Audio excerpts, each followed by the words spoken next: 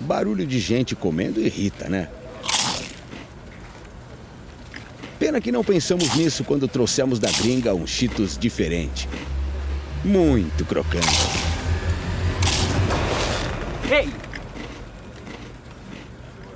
Posso pegar um? Chegou o Cheetos Crunch, irritantemente irresistível. Isso é muito Cheetos. Direto de Brasília, com Eliane Cantanhede.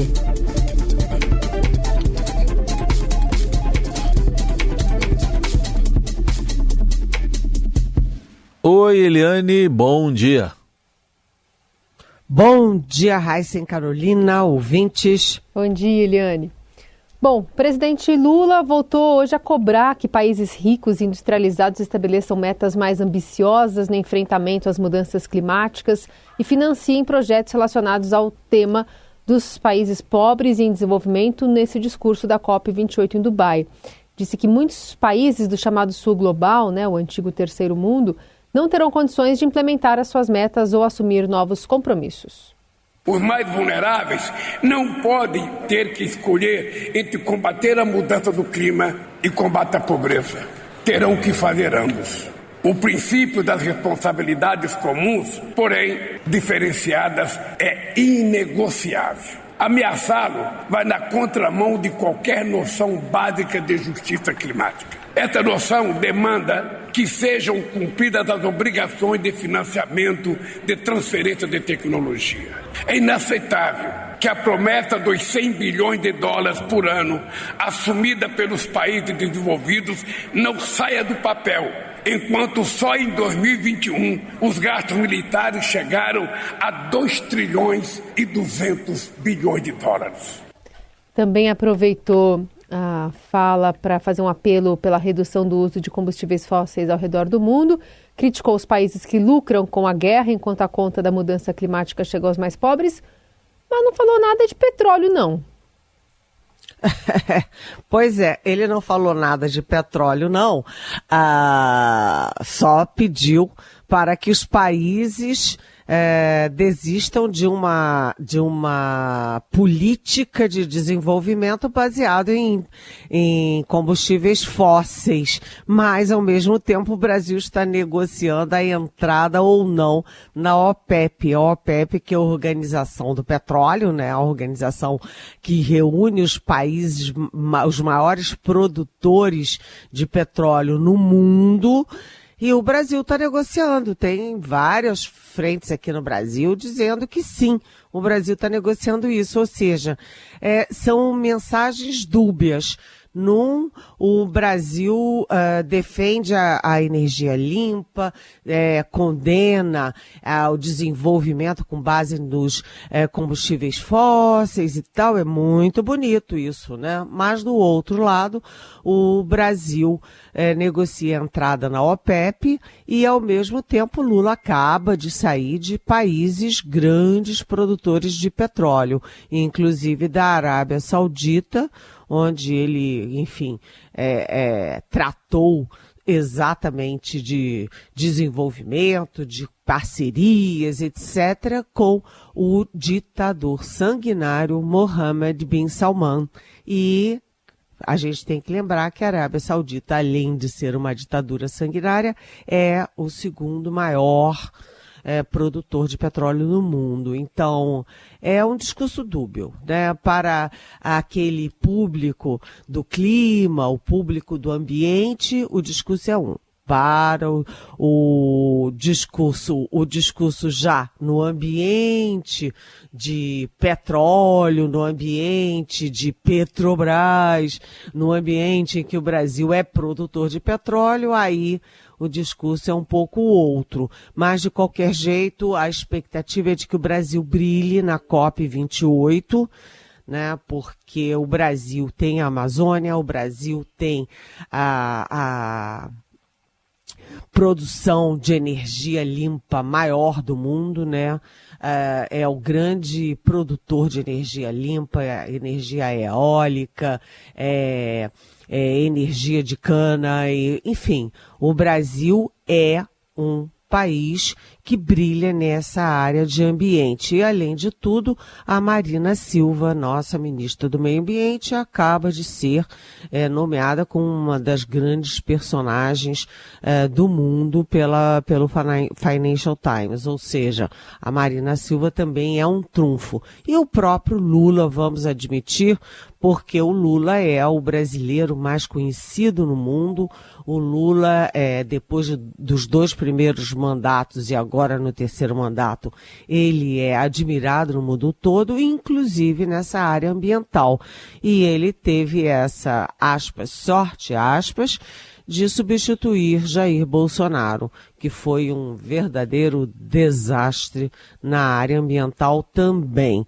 Então o Lula vai mostrar resultados, né, vai propor e vai falar com esse tom duro de cobrança sobre os países mais ricos e a responsabilidade que eles têm sobre a manutenção do planeta, porque os países ricos destruíram suas florestas, né, são os maiores poluidores, tanto que os presidentes da China e dos Estados Unidos não vão à COP.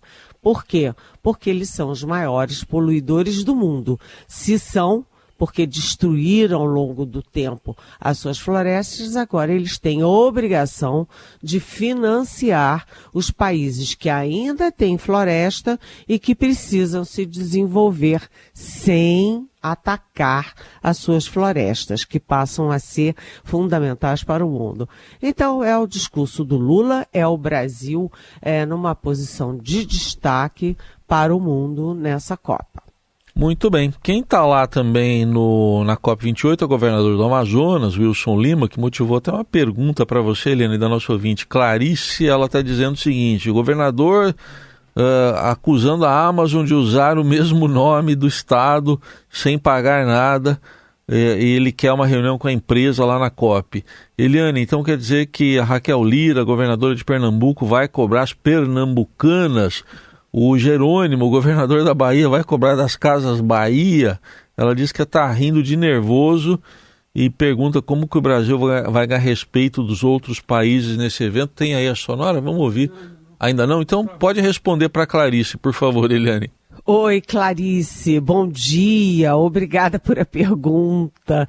Realmente esse governador do Amazonas é um governador curioso, ele está lá na Copa e há notícias hoje de que tanto ele, governador do Amazonas, quanto o governador de Pernambuco, do Pará, estão ali brigando um com o outro, disputando holofotes na COP. É curioso isso. A gente lembra que a próxima COP, a COP 30, já está marcada para Belém do Pará.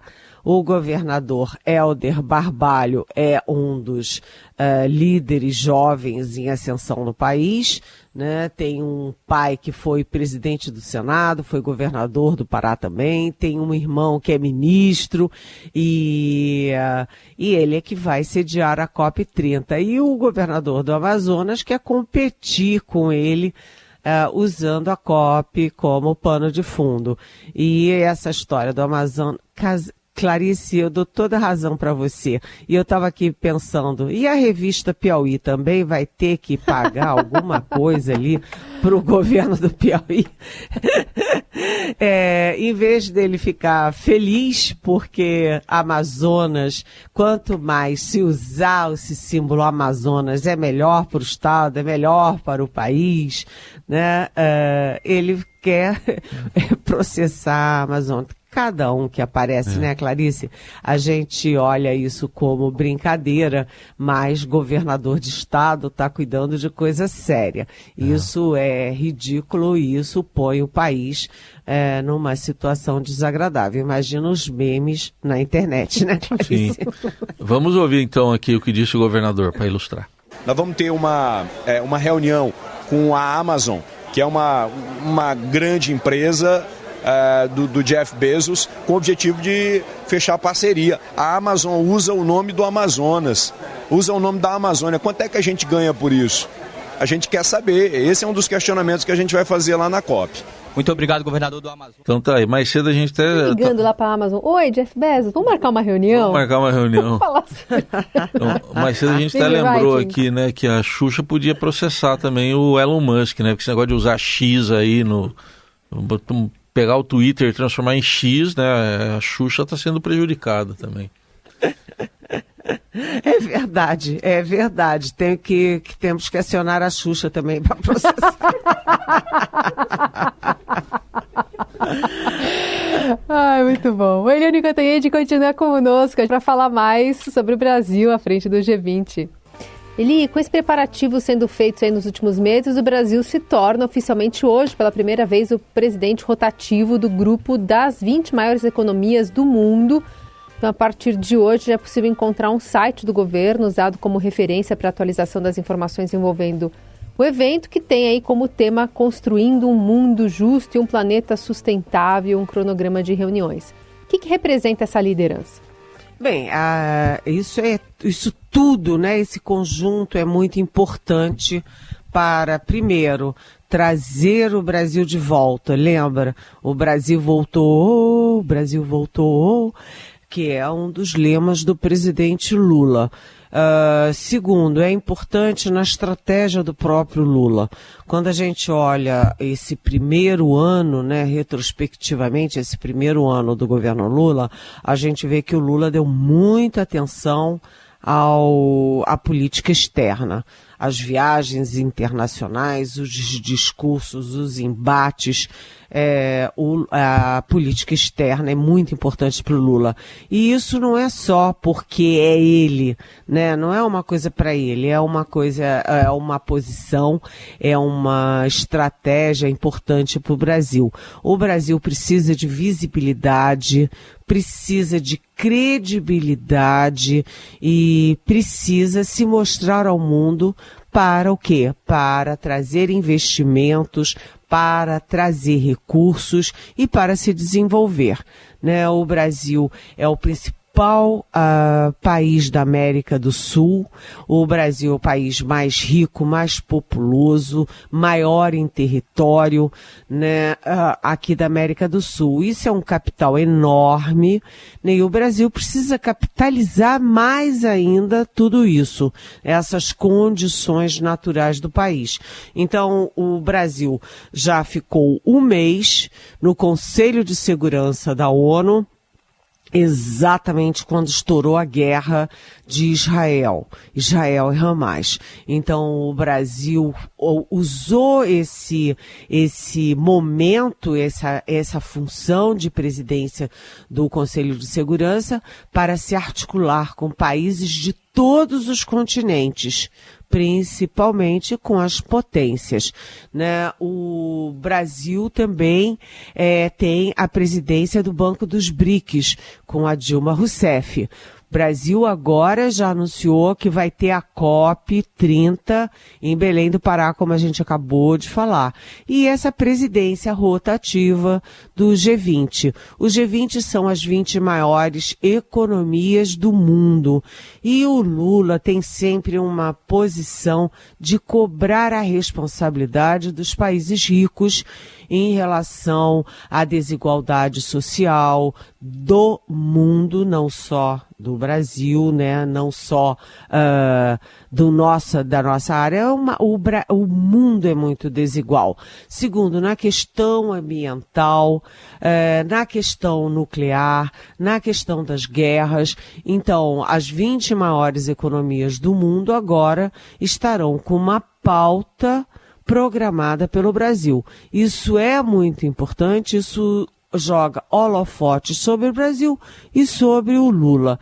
Claro que é importante, né? Os fundos de investimento do mundo estão olhando para cá, as empresas internacionais estão olhando para cá, enfim. É sempre um passo a mais para a importância do Brasil, para o desenvolvimento do Brasil. E quando a gente fala em desenvolvimento do Brasil, é o quê? É o bem-estar das pessoas, né? É mais empresas, mais empregos, mais renda e mais investimentos sociais. Pelo menos em tese é assim.